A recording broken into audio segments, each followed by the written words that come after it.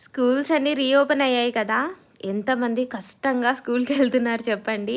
నేనైతే నా స్కూల్ టైమ్‌లో నిద్ర లెవ్వడానికే ఏడ్చేదాన్ని. మా మమ్మీ ఎంత తిట్టినా సరే అస్సలు లేచేదాన్ని కాదు. మా మమ్మీ వచ్చి లేపి "ఎళ్లి స్నానం చేయి" అని చేతికి బ్రష్ ఇచ్చేంత వరకు కూడా ఎళ్ళేదాన్ని కాదనమాట.